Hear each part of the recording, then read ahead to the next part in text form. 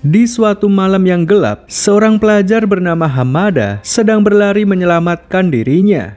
Raut wajahnya menunjukkan kepanikan, seolah-olah kematian sedang menunggu di hadapannya. Sambil berlari, dia membuka smartphone untuk mencoba meminta tolong temannya yang bernama Sudo Kaname. Namun sayangnya, dia tewas terbunuh sebelum bantuan datang menjemputnya. HP yang dipegangnya terjatuh dan menunjukkan notifikasi Yulus. Ternyata dia sedang memainkan sebuah game yang bisa membuatnya tewas di dunia nyata. Permainan ini berjudul Darwin's Game. Pagi hari di sebuah sekolah, Sudo Kaname baru saja menerima pesan yang dikirim oleh Hamada. Isi pesannya hanyalah sebuah link untuk memasang Darwin's Game di HP-nya. Kaname yang tidak tahu apa-apa dengan polosnya membuka game tersebut. Begitu dipencet, tiba-tiba muncul ular hijau dari layar HP-nya. Kaname pun langsung pingsan setelah digigit ular tersebut. Layar HP-nya menunjukkan bahwa dia resmi bergabung ke dalam Darwin's Game. Kaname pun terbangun di ruang UKS. Dia dipersilahkan pulang karena dianggap sakit. Di dalam kereta, di saat dia sedang dalam perjalanan pulang, dia mencoba mengingat kembali tentang apa yang baru saja dialaminya. Dia ingat bahwa dia melihat ular yang keluar dari layar HP-nya. Namun dia berpikir bahwa itu semua hanyalah halusinasi. Dia pun penasaran dan sekali lagi membuka aplikasi Darwin's Game yang sudah terpasang di HP-nya. Begitu dibuka, tanpa sengaja dia menerima tantangan dari pemain lain. Dia dihadapkan dengan seseorang berkostum panda yang bernama Banda. Betapa terkejutnya dia ketika melihat Banda yang sudah berada di hadapannya. Banda mendekat secara perlahan, lalu tanpa ragu mengayunkan pisau ke arah Kaname. Untungnya, Kaname masih bisa menghindar. Dia pun kemudian berlari meninggalkan kereta untuk menyelamatkan diri. Dia menuju ke pos polisi dan mencoba meminta perlindungan. Namun, Banda tanpa ragu langsung membunuh si polisi. Di saat Kaname sudah terpojok, tiba-tiba Kyoda datang menyelamatkannya. Ternyata Kyoda juga termasuk pemain. Dia pun bertarung menggantikan Kaname yang masih tergolong pemula dalam permainan ini. Kemudian, Banda menggunakan sigilnya yang bisa membuatnya menghilang. Sigil adalah kemampuan khusus yang hanya bisa digunakan oleh para pemain. Gara-gara kemampuan ini, Kyoda sempat lengah dan terkena serangan. Kaname pun segera membawa Kyoda melarikan diri. Karena si Banda juga terluka, mereka pun memiliki kesempatan untuk lari. Namun meski begitu, Banda masih bisa melacak mereka melalui fitur pencarian yang ada di dalam game. Dengan kata lain, tidak ada cara untuk melarikan diri. Mereka semua saat ini sedang berada di area parkir. Karena tidak ada cara untuk lari, Kaname pun memutuskan untuk melawan. Namun, dia yang merupakan seorang pemula tidak memiliki kesempatan melawan Banda yang bisa menghilang. Namun keberuntungan masih berpihak kepadanya. Tiba-tiba, Banda ditabrak oleh mobil yang sedang melintas. Tak lama kemudian muncul notifikasi bahwa Kaname berhasil memenangkan pertarungan ini. Setelah itu, Banda pun tewas dan menghilang karena sudah kehabisan poin. Menghilangnya Banda juga bersamaan dengan menghilangnya Kyoda. Kini, Kaname harus berjuang sendirian dalam permainan yang terkutuk ini. Kemenangan Kaname menarik perhatian seorang pemain perempuan yang bernama Shuka. Biasanya, tidak ada pemula yang langsung bisa memenangkan permainan ini. Shuka pun salut dan ingin bertemu dengan Kaname. Keesokan harinya, Kaname berusaha memahami bagaimana sistem game ini bekerja. Dia mencoba fitur gacha dan berhasil mendapatkan sebuah pistol. Pistol tersebut secara ajaib langsung tiba di rumahnya. Dia pun kebingungan lalu memutuskan untuk menemui Shuka untuk menanyakan banyak hal. Bertemulah mereka di sebuah gudang kosong. Pada kesempatan ini, Kaname bertanya bagaimana caranya berhenti dari permainan ini. Shuka menjawab tidak bisa. Sekali bergabung, para pemain sudah tidak bisa lagi berhenti. Pemain akan secara otomatis berhenti jika mereka mati. Jadi, yang bisa dilakukan Kaname saat ini hanyalah menang dan bertahan. Kaname kembali bertanya, apakah ada cara supaya tidak diserang oleh musuh? Suka menjawab ada, namun dia hanya akan memberitahu dengan satu syarat. Dia ingin Kaname menunjukkan sigilnya. Sialnya, Kaname tidak bisa melakukan itu. Dia masih tidak tahu bagaimana cara menggunakan sigilnya sendiri. Hal ini pun membuat Suka menjadi curiga. Dia menganggap Kaname berbohong, padahal Kaname benar-benar berkata apa adanya. Suka pun memutuskan untuk memulai pertarungan resmi dengan Kaname. Suka adalah seorang pengguna rantai. Dia bisa menggunakan rantai sebagai senjata dan juga bermanuver seperti 3D manuver gear. Dalam kondisi yang terdesak, otak Kaname berpikir keras bagaimana caranya bertahan hidup. Lalu tanpa sengaja, dia menciptakan sebuah pistol dari ketiadaan. Inilah sigil Kaname yang sesungguhnya. Dia bisa menciptakan suatu benda yang pernah disentuh dan diingatnya. Dia pun mulai melawan balik dengan pistol tersebut. Gaya bertarungnya mengadaptasi American style, door. Kaname pun berhasil mengalahkan Suka dengan kombinasi pistol ditambah stun gun. Secara mengejutkan, dia tidak ingin membunuh Suka. Kaname malah mengajak Suka untuk bertahan hidup bersama-sama. Akhirnya, Suka pun menyerah. Muncullah notifikasi Yulus pada HP-nya. Dengan begini, sebagian poinnya berhasil direbut oleh Kaname. Sistem poin adalah alasan kenapa Suka tidak menghilang meskipun sudah kalah. Dia masih memiliki banyak poin yang membuatnya bisa tetap bertahan setelah dikalahkan. Kejadian ini juga membuat Suka jatuh cinta dengan Kaname. Mulai dari sini, mereka berdua akan bekerja sama. Suka pun memberitahu segala fitur yang ada dalam game ini. Pemain bisa menukar poin yang ada di dalam game dengan berbagai macam hal. Bisa dipakai untuk gacha senjata, membeli tempat zona aman, atau bisa juga ditukar dengan uang nyata. Pertama-tama, Kaname memutuskan untuk membeli shelter. Shelter adalah sebuah tempat zona aman di mana pertarungan tidak dapat dijalankan. Dengan adanya shelter, Kaname bisa beristirahat tanpa khawatir diserang. Saat ini, Kaname memiliki 639 poin. 10 poin setara dengan 1 juta yen. Inilah salah satu alasan kenapa ada banyak orang yang bersedia memainkan game yang mematikan ini. Sebagian besar pemain bertujuan mencari uang dengan cara menukar poin dari game ini.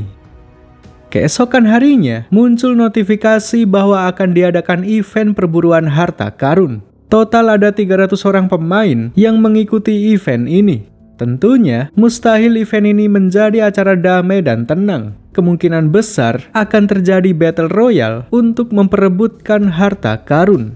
Begitu event dimulai, Kaname diteleportasikan ke sebuah kamar hotel. Dia dipisahkan dengan Suka dan tidak bisa melacaknya.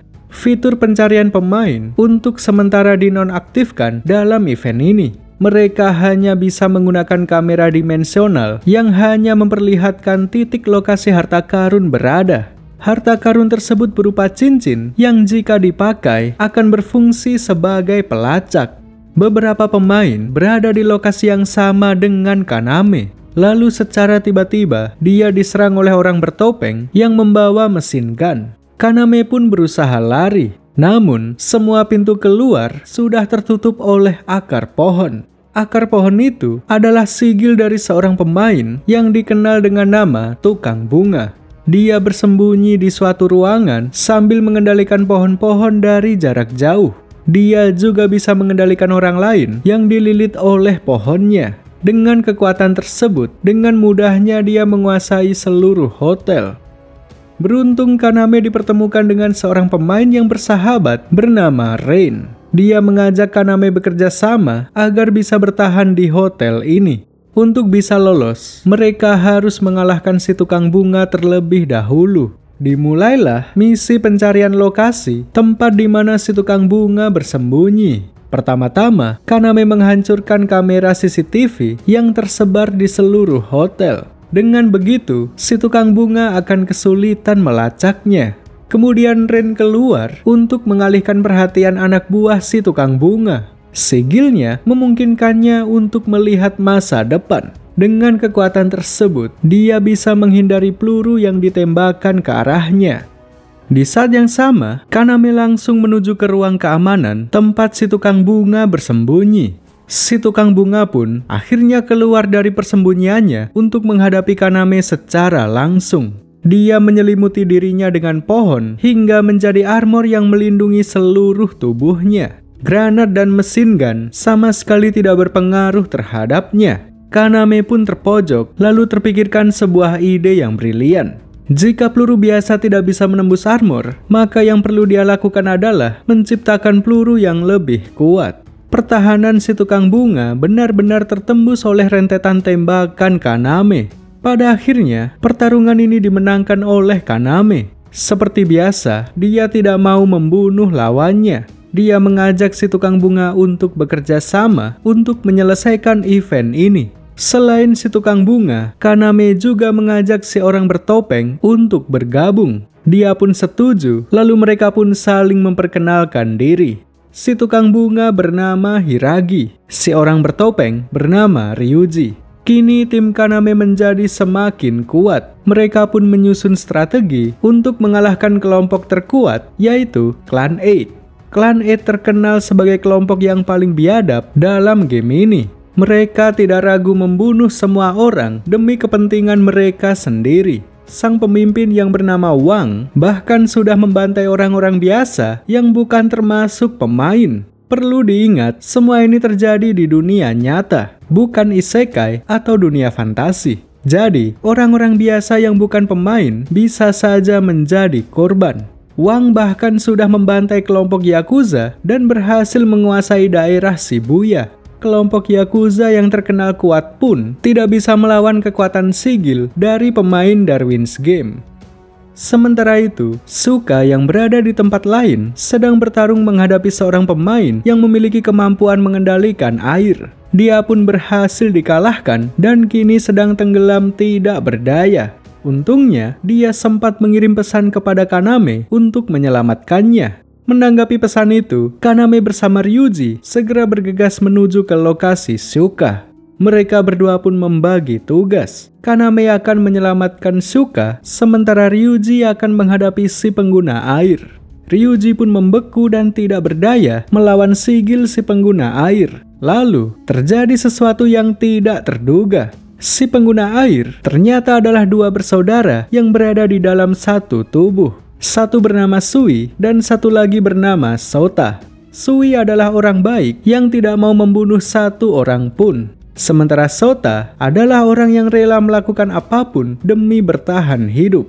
Mereka berdua sering bertengkar karena perbedaan pendapat. Namun karena kesadaran Sui jauh lebih kuat, Sota pun hanya bisa mengikutinya. Sui memutuskan untuk tidak membunuh Ryuji. Dia lebih memilih untuk berdamai dengan tim Kaname.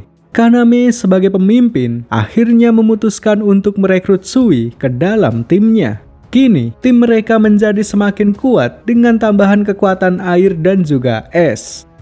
Sementara itu, 20 orang dari Clan 8 datang dan menyerbu hotel tempat Hiragi dan Rin berada. Hiragi pun memutuskan untuk menghadapi mereka semua sendirian. Sementara Rin diminta untuk pergi menemui Kaname dan kawan-kawan. Hiragi pun menggunakan armornya lalu membantai beberapa orang sekaligus. Setelah itu dia pun berhadapan dengan salah satu petinggi klan bernama Sik. Dia adalah pengguna sigil api yang merupakan musuh alami dari Hiragi. Dengan mudahnya, Sik membakar sigil pohon milik Hiragi. Menyadari hal ini, Hiragi pun menjaga jarak dan mencoba mengatur strategi. Namun, keberuntungan sedang tidak memihaknya. Tiba-tiba, muncul satu lagi seorang petinggi yang bernama Keiichi. Hiragi pun dikeroyok dua orang dan terluka sangat parah. Dalam kondisi sekarat, Hiragi pun memutuskan untuk menggunakan seluruh kekuatannya. Pohon-pohon raksasa tumbuh lalu menghancurkan seluruh hotel bersamaan dengan kematiannya. Sementara itu, Rin yang sedang menyelidiki harta karun yang sesungguhnya tiba-tiba tertangkap oleh Wang, sang pemimpin Clan 8. Wang mencoba mengorek informasi darinya. Dia bertanya di mana lokasi harta karun yang sesungguhnya. Tentunya, Rin tidak akan memberikan informasi penting tersebut. Tangannya sampai dipatahkan oleh Wang karena tidak mau berbicara. Untungnya tak lama setelah itu, Kaname dan kawan-kawan datang menyelamatkannya. Kaname kemudian mencoba mengajak Wang bernegosiasi. Namun, Wang tanpa ragu menolak tawaran tersebut. Pertempuran pun tidak bisa dihindarkan. Kedua kelompok saling menyerang, begitu gagal negosiasi. Sigil milik Wang adalah teleportasi. Dia bisa dengan mudah menghindari banyak peluru yang ditembakkan kepadanya. Ryuji sama sekali tidak punya kesempatan melawannya. Dia tertangkap dan akan segera dieksekusi oleh Wang. Menyadari hal ini, Kaname sekali lagi mencoba mengajak negosiasi. Dia mengeluarkan sebuah kunci dan mengatakan bahwa kunci tersebut adalah untuk membuka harta karun yang sesungguhnya. Tentunya semuanya bohong. Hal ini dilakukan Kaname untuk mengalihkan perhatian Wang. Wang sendiri sebenarnya tidak mempercayai kata-kata Kaname. Namun walau begitu, dia masih penasaran. Lalu secara tiba-tiba, Kaname melemparkan kunci tersebut kepada Wang. Ketika Wang terfokus pada kunci tersebut, Kaname membuka sebuah loker umum yang berada di sampingnya. Setelah itu muncullah semacam pengekang yang membuat semua pemain tidak bisa bergerak. Ini semua terjadi karena harta karun yang sesungguhnya berhasil ditemukan. Event ini pun berakhir dengan kemenangan Kaname. Tidak ada yang menyangka bahwa harta tersebut berada di dalam loker umum yang ada tepat di hadapan mereka. Sebagai pemenang, Kaname berhak membuka kotak harta karun tersebut. Begitu dibuka, ternyata isinya adalah smartphone. Melalui HP tersebut, Kaname mendapatkan kesempatan untuk berbicara dengan Game Master. Dialah orang yang bertanggung jawab atas permainan ini.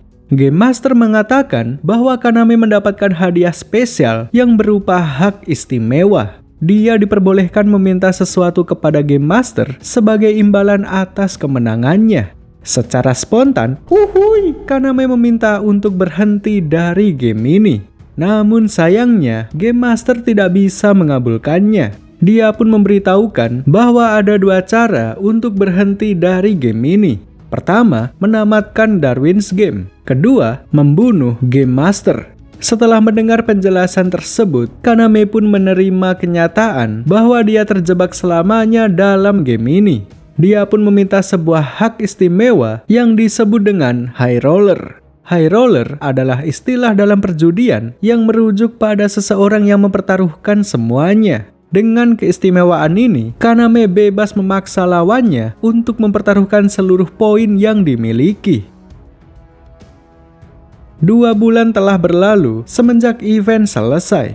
Kaname kini membentuk klan yang dinamai Sunset Ravens. Saat ini dia sedang mencoba membangun aliansi dengan klub boxing. Sang pemimpin klub boxing yang bernama Danjo mengajukan satu syarat untuk beraliansi. Dia menginginkan duel 1 lawan 1 untuk menilai seberapa kuat Kaname. Mereka berdua pun bertarung secara sengit. Kaname menggunakan sigil untuk menciptakan berbagai macam senjata, mulai dari granat asap, pistol, mesin gun, pedang, sampai dengan flashbang. Danjo pun cukup kerepotan menghadapi serangan kombinasi dari Kaname. Dia pun mengakui kemampuan Kaname dan bersedia membentuk aliansi dengannya. Tak lama setelah itu, tiba-tiba datang seorang pemain wanita yang menengahi mereka. Dia bernama Liu Suelan dan dia adalah peringkat 1 dalam permainan ini. Dengan cepat dia membawa Kaname tanpa disadari semua orang. Kaname saat ini diikat dan dibawa dengan menggunakan mobil.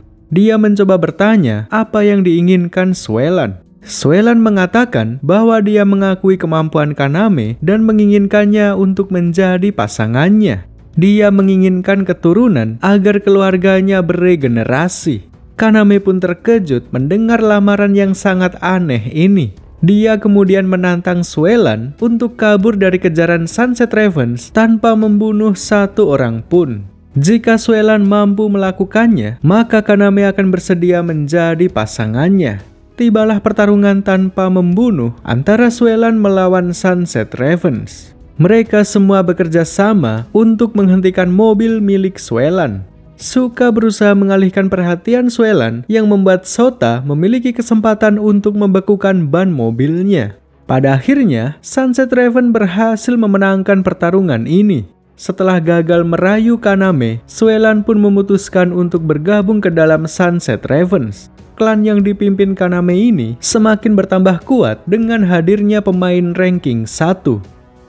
Beberapa hari kemudian, Kaname menerima sebuah video yang berisi Wang yang sedang menyiksa temannya bernama Shinozuka. Shinozuka adalah orang biasa yang sama sekali tidak terlibat dalam permainan ini. Dia diincar hanya karena dia teman Kaname. Wang menginginkan pertarungan resmi dengan menggunakan Shinozuka sebagai sandera. Dia ingin membalas dendam atas kekalahannya dalam event perburuan harta. Sunset Ravens bersama aliansi klub boxing akhirnya memutuskan untuk meladeni tantangan Wang. Begitu tiba di lokasi, lagi-lagi Wang melakukan hal yang biadab. Dia sudah memutilasi Shinozuka dan memasukkannya ke dalam sebuah kardus. Melihat hal ini, Kaname pun mengamuk. Dia yang selama ini tidak ingin membunuh orang, kini berubah menjadi raja tega. Dengan entengnya, dia menghabisi beberapa orang dari klan 8. Kemudian dia mengerahkan seluruh Sunset Ravens untuk menyerang Wang secara bertubi-tubi. Wang benar-benar disiksa oleh mereka. Dia kehilangan satu tangan dan kedua kakinya hingga benar-benar menjadi tidak berdaya. Kini dia mengerti bagaimana rasanya dimutilasi. Dia pun menyatakan menyerah dan memohon untuk tidak dibunuh. Lalu, di saat-saat seperti inilah hak istimewa Kaname menunjukkan keefektivitasannya. Dia menggunakan high roller yang memaksa Wang mempertaruhkan seluruh poin yang dimilikinya. Alhasil, tanpa dibunuh sekalipun, Wang menghilang dengan sendirinya karena sudah kehabisan poin. Setelah berhasil mengalahkan Wang, Sunset Ravens menjadi klan baru yang ditakuti. Mereka membuat aturan yang bahkan mempengaruhi sistem dari permainan ini. Para pemain dilarang mengadakan pertarungan di wilayah yang mereka kuasai. Jika terus-terusan seperti ini, maka lambat laun orang-orang akan mulai berhenti saling membunuh. Darwin's Game Season 1 selesai sampai di sini. Anime masih bersambung di season 2 yang belum dikonfirmasi kapan tanggal tayangnya.